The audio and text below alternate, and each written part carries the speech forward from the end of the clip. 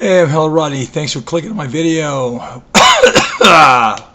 Wow, this thing just won't go away. I think it's allergies. Got lots of wind here. Now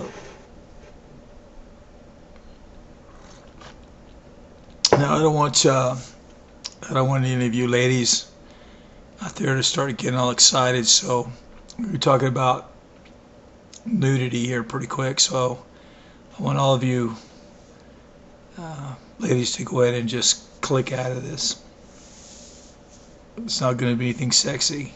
Okay, so just click out and move on. I'll wait for you. Doodly-doo. Oh. Check out that great luggage system and stacking system I got back there. I just took everything and just like threw it in this closet. There's so much stuff here. But last night, for those of you that have seen my videos, I showed my studio and I got these big windows back there. And at night, they act like a mirror. So I got out of that tub because I like to take these nice hot baths, relax. So I got out and went back to check something, and I saw myself nude in the mirror in this big window that's acting as a mirror. And I'm not really one much for mirrors. I have a lot of mirrors at all. And I saw myself and I started examining myself, and I stood up straight. And I found that my right shoulder is lower than my left shoulder. And I think it's because of the way I sit, and I'm always using the mouse or something. So I don't know. I've got to figure out. I've got to start getting in shape. You know, I've always been, never had any problems with my body. Was an athlete when I was younger, so I've always been in pretty good shape. But as I get older, you know, I'm going to be working on this series here pretty quick. It's going to be a very physical activity pretty much to get this thing done. So I need to get in shape. So if anybody knows how I can get myself straight again, square again, let me know. Oh man. Anyway, it's the studio is still, it's just the studio is just continuing the process, and Tommy's doing a good job on the cabinets. We ran into some problems because it's so dry here that the wood started to warp. So the doors started to go, you know, it's just, you know, it's terrible. I mean, if you got cabinet doors and they're not square and they're warped, it doesn't look good. So I had to can a couple of doors and redo the whole thing, and so he's working on that. So hopefully he'll have that, and it'll be out of here by next week, I'm hoping. And it may not happen, but the sooner that studio space, got the table saw and everything out of there, because it's taken up, the whole space is taken up with the table saw, a big table, the cabinets, everything. I got to get all this stuff out of there, get the kitchen in order, and so I can start to work. Victor, give me a break, man.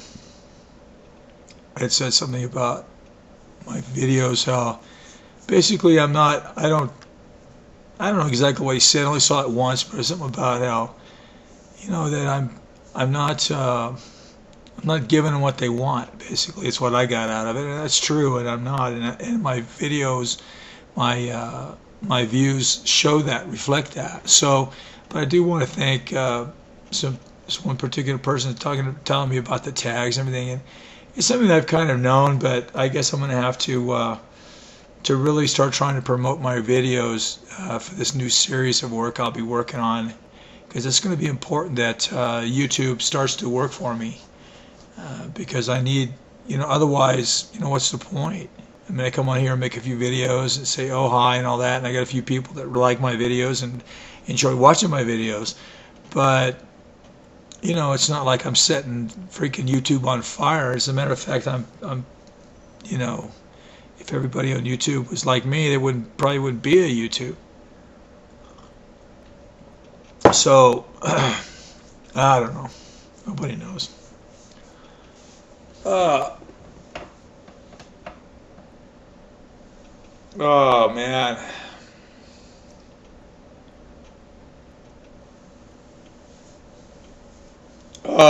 My friend Roberto, because I've been talking like this, he calls me on the phone and asks me how I'm doing and everything. And he says, tell me again. I am Batman. He thinks I sound like Batman with my voice like this, so he's kind of funny. But I might see him tomorrow. I'm not sure. I haven't been to the city for a while. I stay out here pretty much, and it's okay. It's okay to be here. It's okay to be here.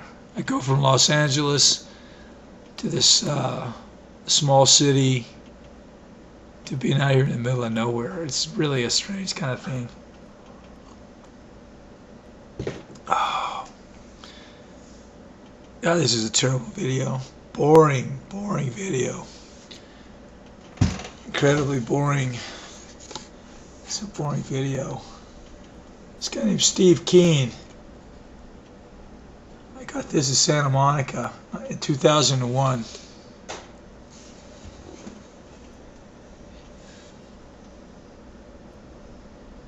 He's an interesting fellow, Steve Keen, Keene. At this time, as of August of '01, if that's right, because I think I put the wrong date on there. Maybe this is some research I did later. But he done 110,000 individual pieces. It's a lot of stuff. Oh man. Let's see if there's anything else to talk about. Not really. I got some stuff in my refrigerator now, not much. I've been eating a lot of popcorn, soup. What else? Peanut butter with honey and crackers. I got some bananas over there. Oh man. The wind's really blowing here. The wind's really blowing here. The wind's really blowing here. Thank God I can talk. I mean, it was brutal there for about 2 weeks. Part of the time I couldn't even talk at all. So even though I sound really bad right now, it's like a million times better than what it was. So I kind of want to talk. It's an 8 minutes and 32 second video, and I think there's only one person that actually watches all my. Get to the end of this video, put coffee cup. If you get to the end of this video, there'll be a few people get to the end of the video, because I don't know if it's that my voice makes people. I think when my voice is good, I think it's a soothing kind of voice. Kind of puts people to sleep, Watch the cap. Watch the cap. You're getting sleepy. You're getting sleepy. You're getting sleepy.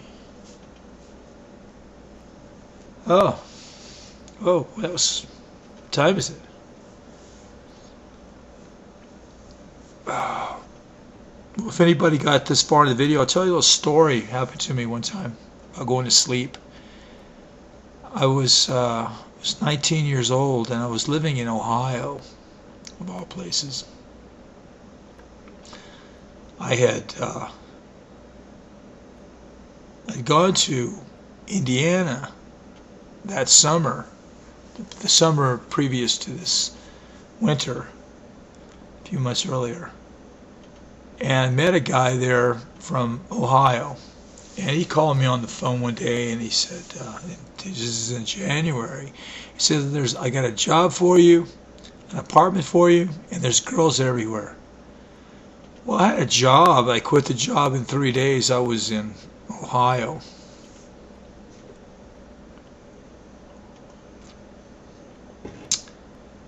Anyway, I had this girlfriend who was fantastically gorgeous, Irish girl, 5'9", long hair. This is 1970, I think this was.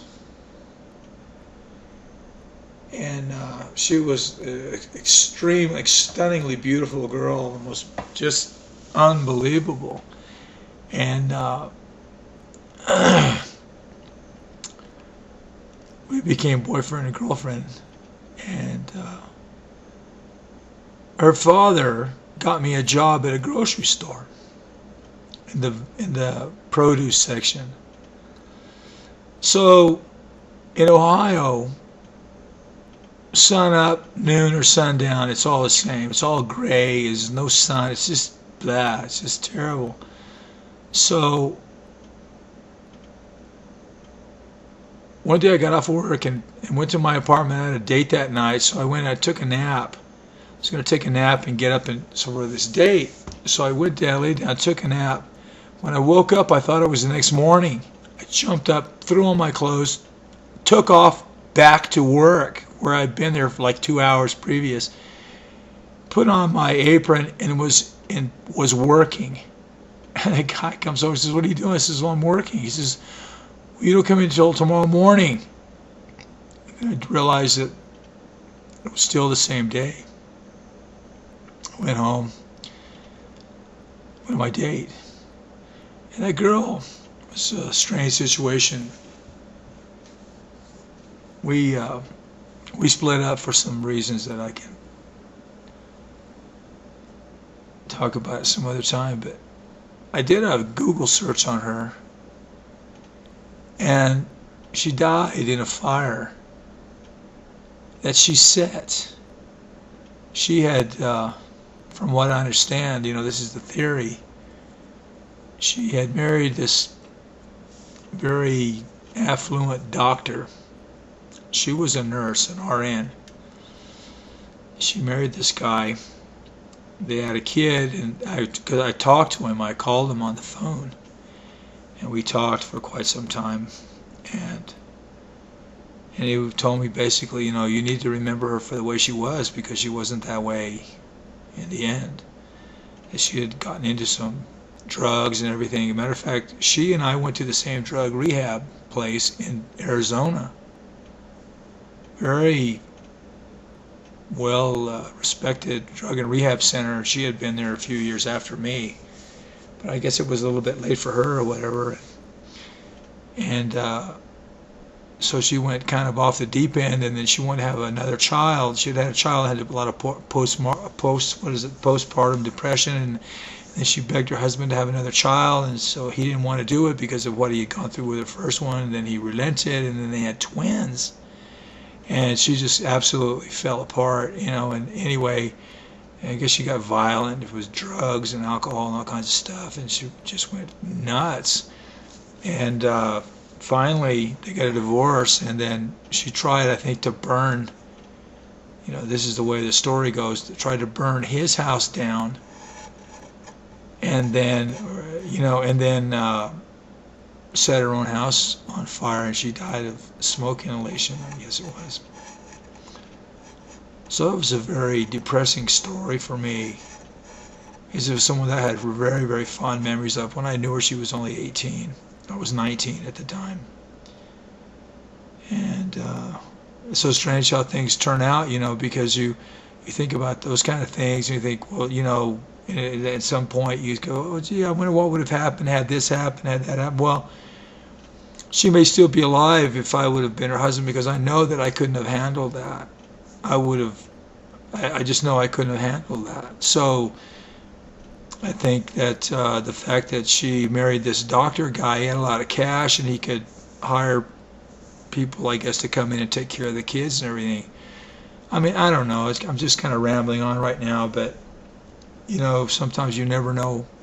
You absolutely never know what's going to happen. You look back and think, oh, gee, I wonder what would have happened if this would have happened, and you have these fond memories, and then could have been the biggest nightmare of your life. It was a nightmare for this guy. And we talked for quite some time, and he's a nice fellow, and it's just a big drag for everybody. So, anyway, I don't really have anything happy to talk about, except, I'm back to work a little bit, and once Tommy gets out, I'll be able to crank it up a little bit, and we'll just see what happens. And put coffee cup over there if anybody got to the end, and let's deal with it. So anyway, I'm Hello Rodney. Thanks for watching, and bye-bye.